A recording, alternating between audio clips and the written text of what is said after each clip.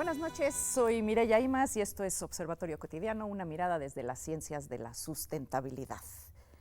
Uno de los grandes temas ambientales de la actualidad es, sin lugar a dudas, el de la basura. O mejor dicho, ¿qué hacemos con ella y por qué se vuelve basura? ¿Qué pasa con los residuos que generamos en nuestras casas, en los comercios, en las industrias?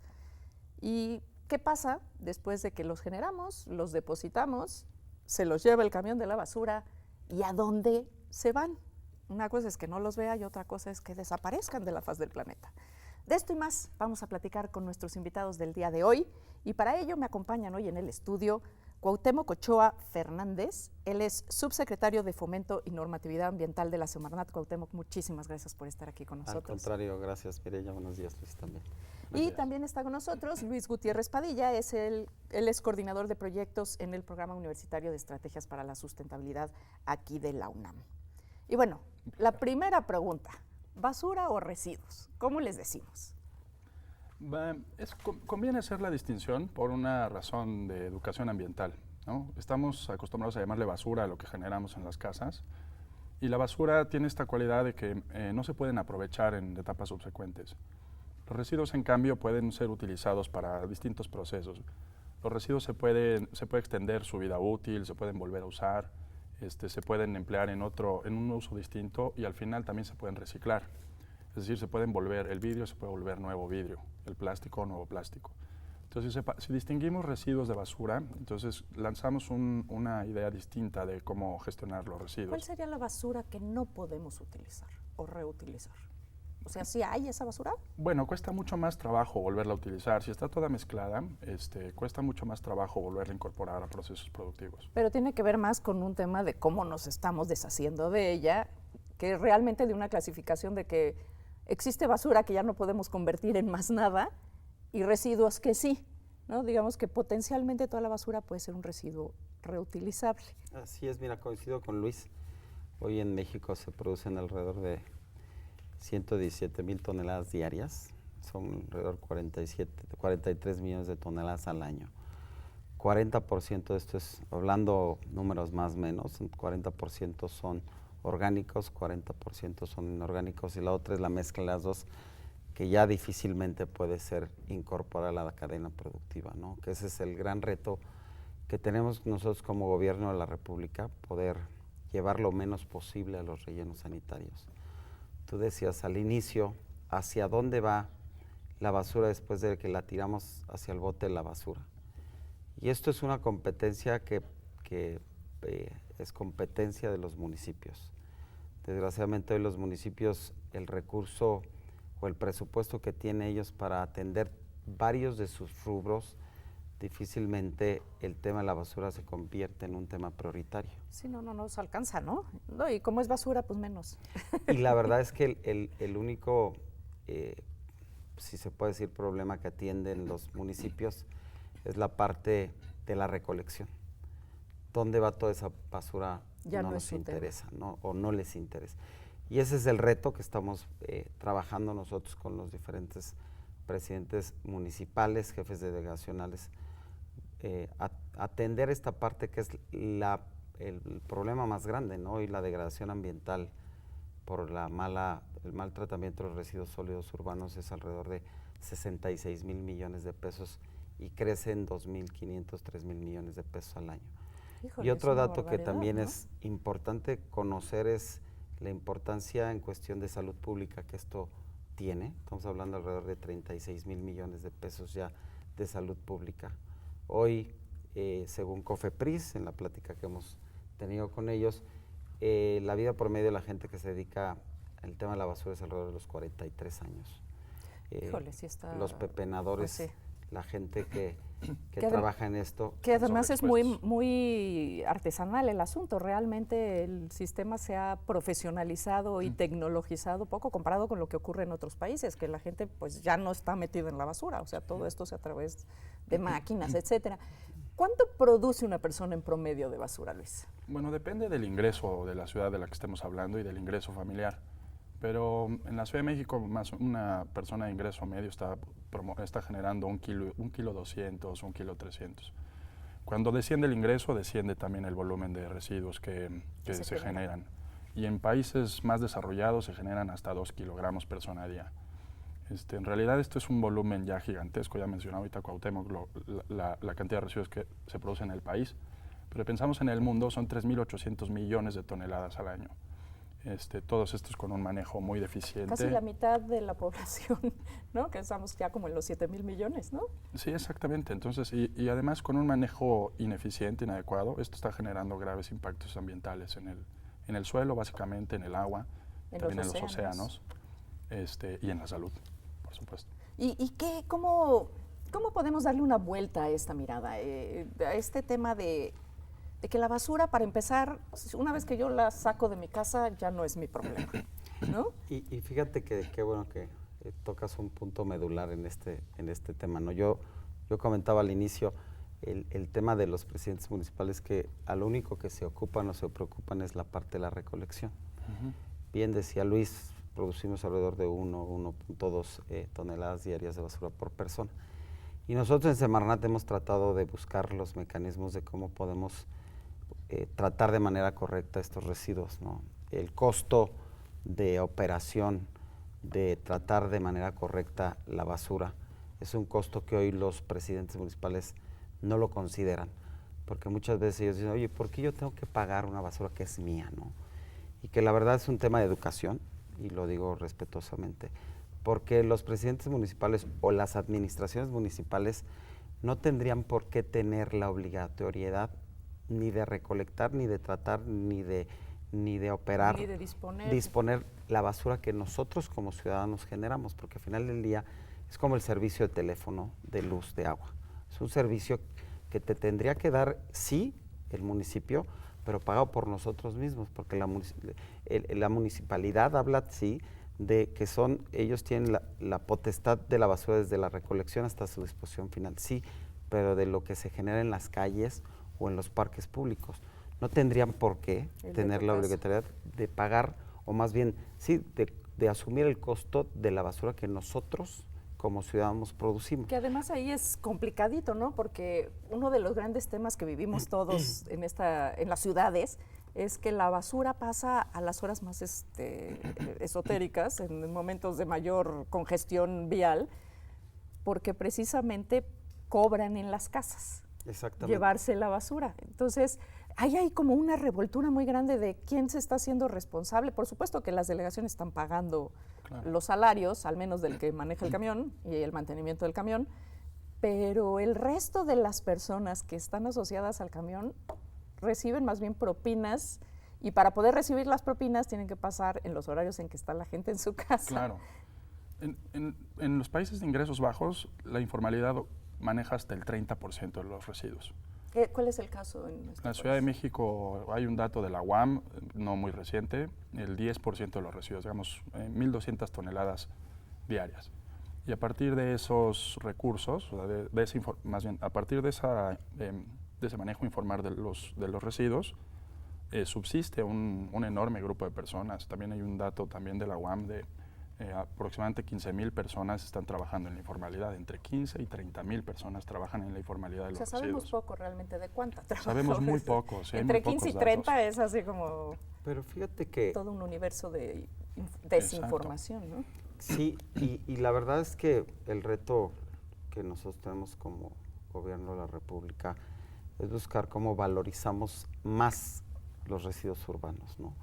La verdad es que el potencial de valorización que tiene tanto la materia inorgánica como la materia orgánica es importantísima, y a veces no la medimos en términos de desarrollo económico, porque tiene una generación importante en muchos sentidos. Mira, hoy en México, comparado con países de la OCDE, nosotros reciclamos alrededor entre el 8 y el 10%.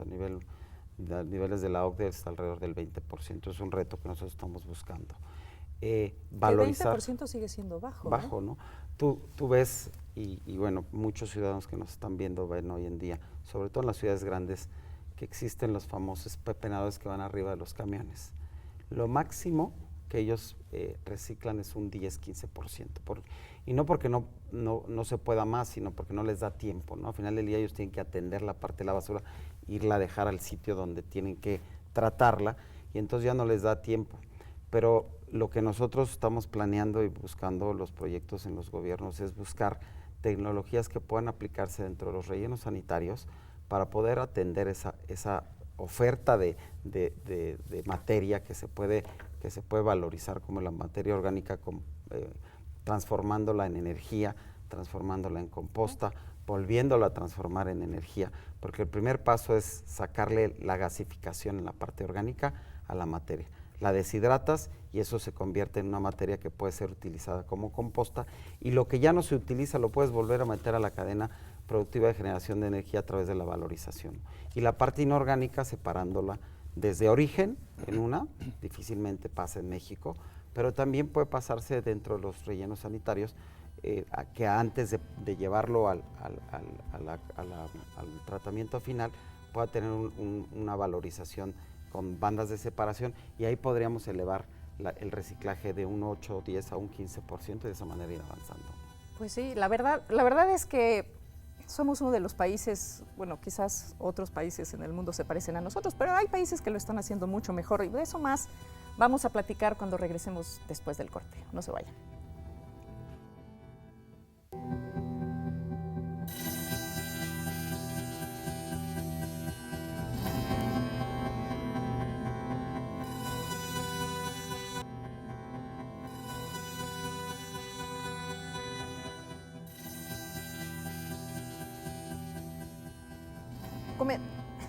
Comentábamos en el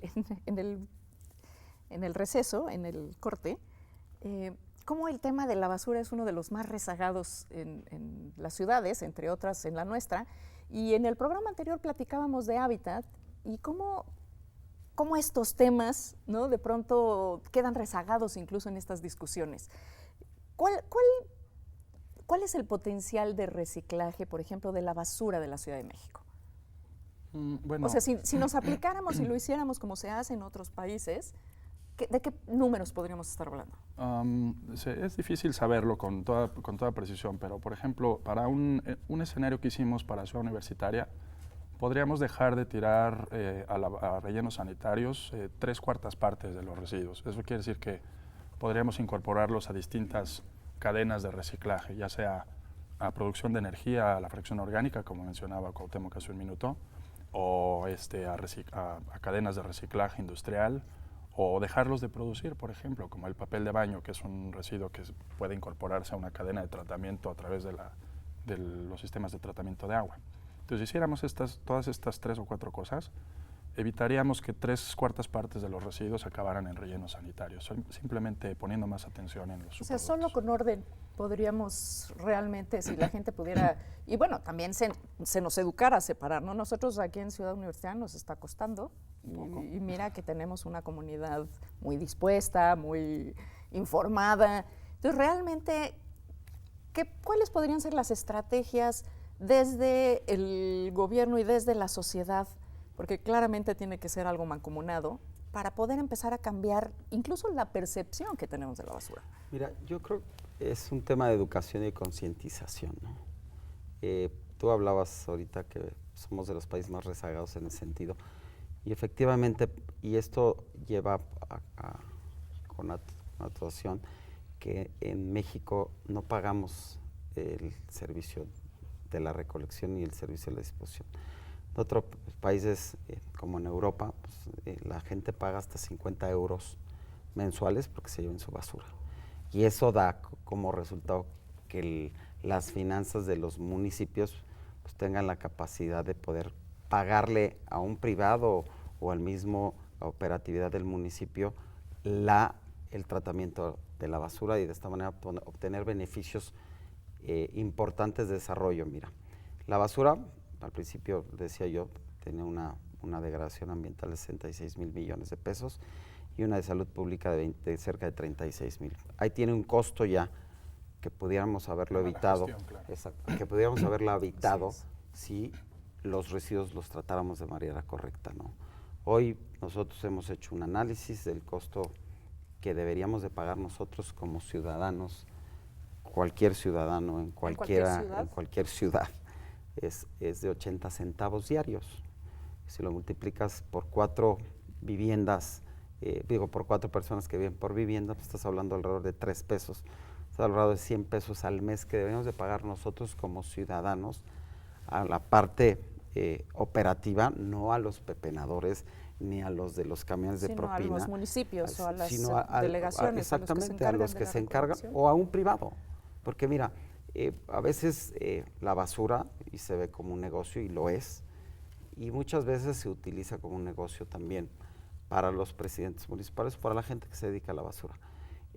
Hay temas que hay que tratar y que hay que buscar que los presidentes tengan conciencia de que para ellos, su problema es de recolección, pero el problema también para ellos a futuro, a largo plazo, es también dónde deben de tirar de manera correcta la basura, por todos los agentes, la consecuencia que tiene el maltratamiento de la basura. Entonces, pues empieza desde la conciencia del presidente municipal de que la basura no solamente se termina al momento de que se tira el camión de la basura, por hablar ya en términos generales, sino de cómo se trata y qué tratamiento podemos darle a la basura, ¿no? Hoy, por darte un ejemplo, estamos trabajando con agricultura. México importa alrededor de 5,000 millones de pesos al año de fertilizantes químicos, que además son dañinos al medio ambiente y que pudiéramos sustituirlos por composta, ¿no? Claro. Hoy, Fertilizantes naturales, exacto, hoy generamos una enorme cantidad de energía a través de combustibles fósiles que generan contaminación. Hay tecnologías energía de los que pudiéramos rellenos exactamente, ¿no? bueno, pero que también es obviamente primero hay que arreglar el cajón y luego pensar en el siguiente punto, ¿no? Porque Sí, todo el mundo hablamos si no nos de que hay tropezamos que porque generar no hay energía, pero si no, primero de entrada no podemos organizar cómo tirar la basura o cómo tener la basura almacenada para poder seguir al siguiente paso, pues difícilmente lo vamos a obtener y difícilmente también se va a llevar a cabo si no pagamos el costo que tiene el tratamiento de la basura que nosotros generamos como ciudadanos. ¿Qué está pasando en los municipios? Pero además, antes de eso, yo estoy de acuerdo en que hace falta recursos para la gestión de los residuos, pero también tenemos que aceptar que tenemos una gestión muy ineficiente de los residuos. Además, incluso esos recursos podrían salir de una gestión más eficiente. Por supuesto, yo pensaba, por ejemplo, lo más caro de la gestión de los residuos es el transporte de los residuos. Entonces, si empezamos a tratar más localmente algunos de estos residuos, algunos, no todos, pero algunos de estos residuos, entonces podemos ahorrar simplemente porque se trasladen una distancia mucho menor. Entonces, de acuerdo que hace falta dinero y de acuerdo que todos tenemos que hacer un mayor esfuerzo, pero también tenemos que primero eficientar el proceso. Si no lo hacemos, entonces vamos a estar gastando dinero de más cuando hay soluciones mucho más eficientes, ¿no? La Ciudad de México, por ejemplo, traslada todos sus residuos hasta un solo punto y la fracción orgánica, que es tan pesada, que pesa la mitad de los residuos, podría tratarse más localmente si hubiera más voluntad, un poco más de ¿Y qué estamos haciendo? Porque incluso se está disponiendo todavía en el bordo poniente, ¿no? La fracción orgánica. Ya no. Bueno, ¿y de lo que queda? La fracción orgánica en parte, no el bordo poniente, sino que hay una planta de composta junto a bordo poniente. No, ya se cerró ese relleno sanitario y ahora todos los residuos de la Ciudad de México se van a distintos rellenos sanitarios en Estado de México. ¿Y qué es lo que nos Puebla. huele de pronto a basura por todos los La planta de composta. La planta de composta. ¿Eso quiere decir que no está ajustada esa planta de composta o qué pasa? Pues debe ser un reto.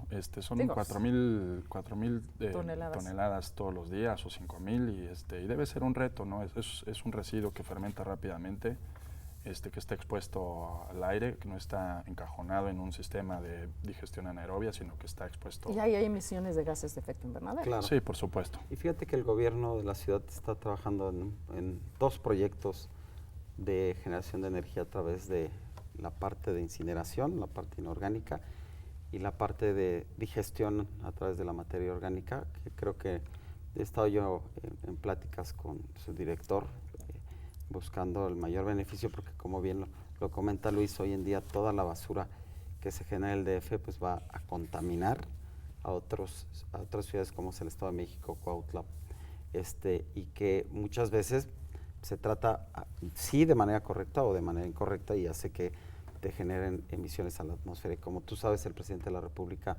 firmó un convenio en París de la reducción de emisiones de gases de efecto invernadero, 281 millones de toneladas de CO2 equivalente a 2030, de las cuales el quinto mayor emisor de estos gases son los residuos sólidos urbanos. 4.6%, algo así. Son del total estamos hablando, sí, más o menos, son 13 millones y media de toneladas de CO2 a 2030. Pero por la Ley General de Cambio Climático que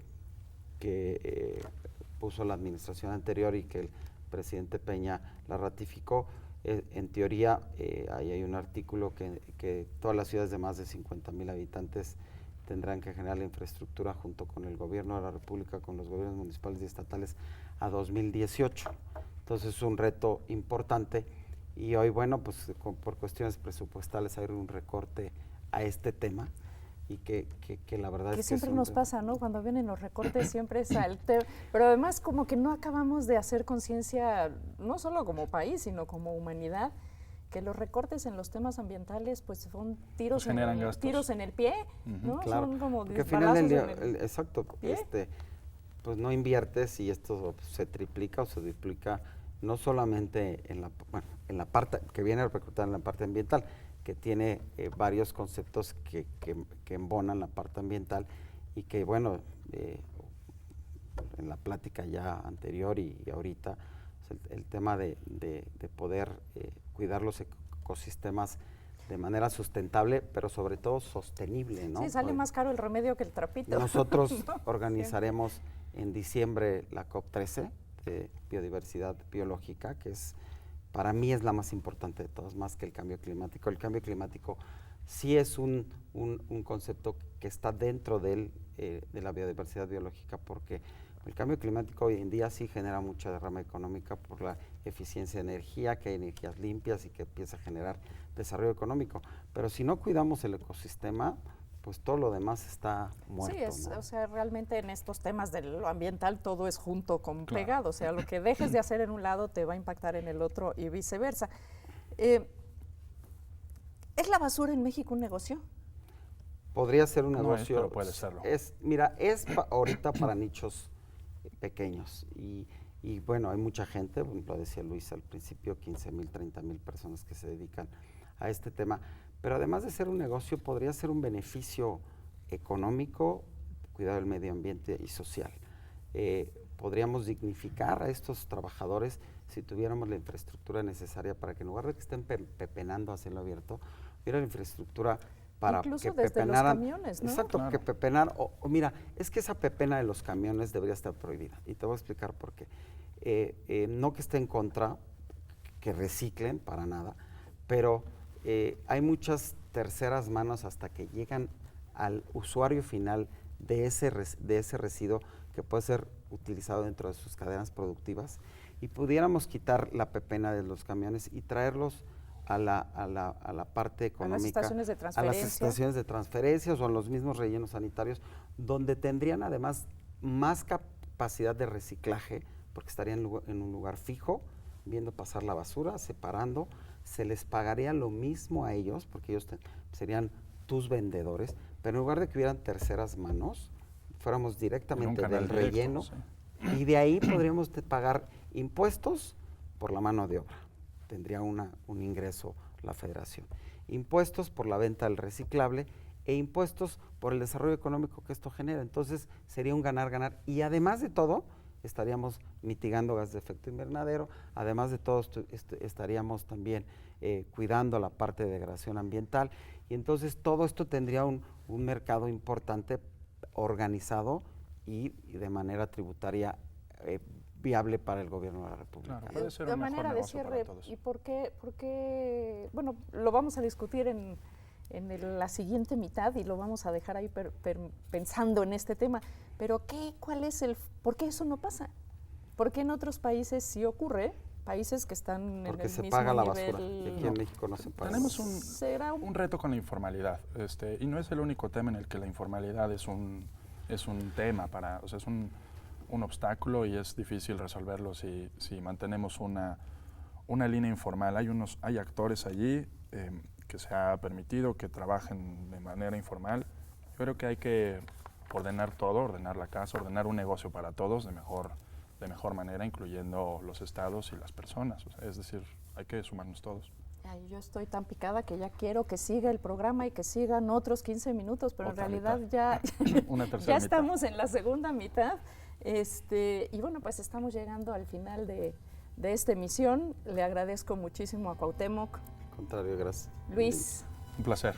gracias por su presencia y por supuesto a todas y todos los que nos han acompañado en este programa. Le agradecemos muchísimo. Agradezco al equipo de TV UNAM, quien hace posible que llegue a su casa este programa, y sobre todo a usted por habernos acompañado. Lo esperamos en la próxima emisión de Observatorio Cotidiano, una mirada desde la sustentabilidad.